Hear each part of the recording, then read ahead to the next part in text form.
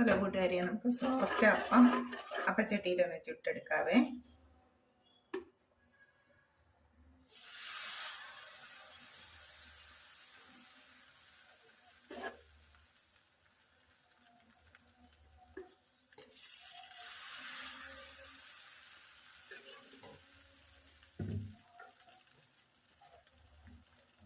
നമ്മൾ ഇതിനായി മാവ് തലേദിവസം നമ്മൾ തയ്യാറാക്കിയിരുന്നു.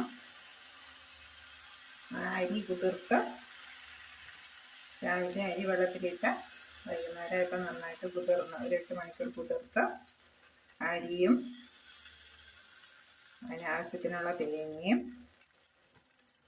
ലേശം ഉപ്പും കൂടെ ചേർത്ത് നന്നായിട്ട് നല്ല വെണ്ണ പോലെ നമ്മൾ അരച്ചെടുത്തു.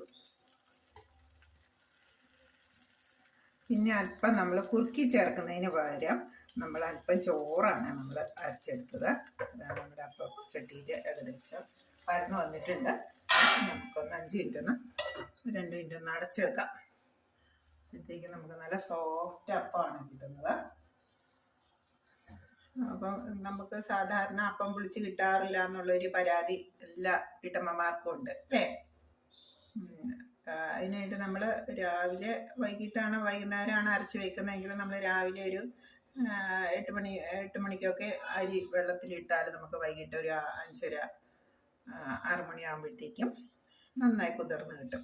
അപ്പം അത് നമ്മൾ മിക്സിയിലിട്ട് പണ്ടൊക്കെ നമ്മൾ ആട്ടുകല്ലിൽ അരയ്ക്കുമായിരുന്നു. അപ്പം അങ്ങനെ ആരും അരയ്ക്കില്ലല്ലോ, മിക്സിയിൽ അരച്ചെടുക്കുന്നു. അപ്പം ആകുമ്പോൾ നമ്മൾ നമ്മൾ വീട്ടിൽ അപ്പം ചുടുമ്പോൾ നമുക്ക് തേങ്ങയൊക്കെ ചേർക്കണം, നല്ല ടേസ്റ്റ് ഉണ്ടാവും. അപ്പം നമ്മൾ കുറച്ച് പേരെ ഉള്ളെങ്കിൽ കുറച്ച് അരിയിട്ട് അതിന് ഒരു അരമുറി തേങ്ങയൊക്കെ ചേർത്തു. ഇതിന് തേങ്ങ മാത്രമേ ചേർത്തുള്ളൂ. അരിയും തേങ്ങയും ഉപ്പും കൂടി ചേർത്ത് നന്നായിട്ട് അരച്ചെടുത്തു. എന്നിട്ട് നമ്മൾ മയം വരുന്നതിന് വേണ്ടിയിട്ട് ഒരു ചെറിയൊരു തവി ചോറും കൂടെ അരച്ച് ചേർത്ത് നമ്മൾ മാവാക്കി നമ്മൾ വെച്ചു. അപ്പോൾ നമുക്ക് ചുടുന്ന സമയമാകുമ്പോഴത്തേക്ക് നല്ല സോഫ്റ്റായിട്ട് നമുക്ക് പൊങ്ങി കിട്ടും ഉണ്ടോ. അപ്പോഴത്തേക്ക് നമ്മുടെ കല്ലിൽ നിന്ന് ഇത് വിട്ടുപോരും. നല്ല മയമുണ്ട്. നന്നായിട്ട് നമുക്ക് ചുട്ടെടുക്കാൻ പറ്റും. ഉണ്ടോ, നല്ല മയമാകണ്ട, മടങ്ങി പോകുന്നുണ്ടോ. നമുക്ക് തൊട്ടപ്പോൾ തന്നെ നല്ല കല്ലെന്നൊക്കെ